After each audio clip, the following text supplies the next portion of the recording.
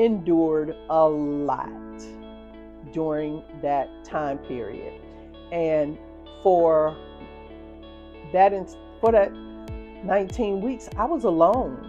My son's father was a school teacher, so he had to be at school. He was fortunate enough that Tajir was born before school started, and he had a full week to stay up there with us before he had to report back to school. But once school opened, he would come up on Fridays, every Friday, and he would stay until Sunday night, sometimes Monday morning, and go back.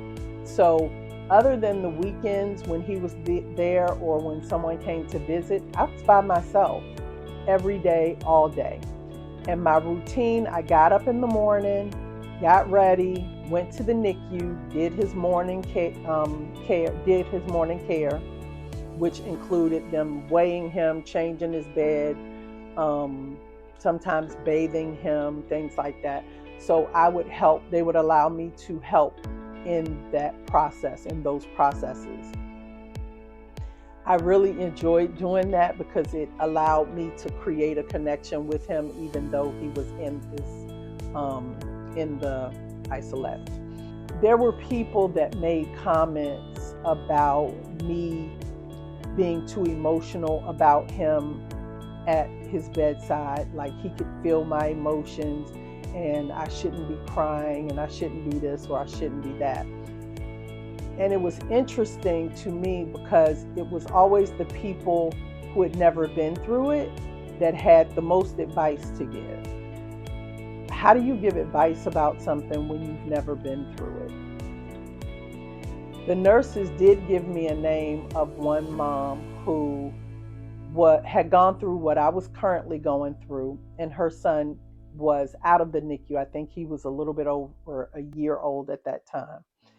And she gave me some great advice about dealing with that situation. I did start to leave the NICU sometimes and do some scrapbooking, and I learned how to do that. And that kind of gave me a little bit of time to de-stress. And she gave me great advice about how to handle the hospitals. During our stay there, Tajir had MRSA. He had on the back of his leg, they had so many IVs in him that they ended up putting them in his legs and in his hands, and I think they had one in his head, if I remember correctly. But the nurse had placed an IV in the back of his calf and apparently did not place it properly. So the medicine that was supposed to be going into him was burning out his skin tissue. He literally had a big gash, a hole in the back of his calf. Of course, they were extremely apologetic. They had a plastic surgeon come repair it to minimize scarring and that kind of thing.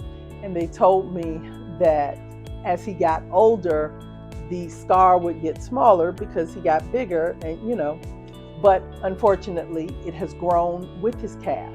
It is not smaller. It is a big scar on the back of his calf from where the nurse placed the IV incorrectly. There were so many nights of tears because I did not want to see my baby in pain.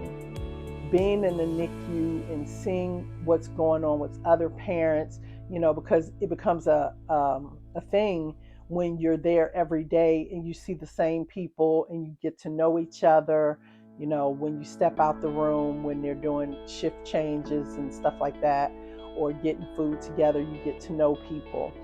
And there were parents that I met there whom I watched at Tajir's bedside as they held their babies for the last time because they didn't make it or whatever. And I would just kind of be in tears, just emotional for them because of the fact that we were all going through the same thing. And their journey did not end where I was hoping my journey would end. And there was a little bit of guilt from hoping that praying and wishing things over my baby and they just lost theirs and that kind of thing.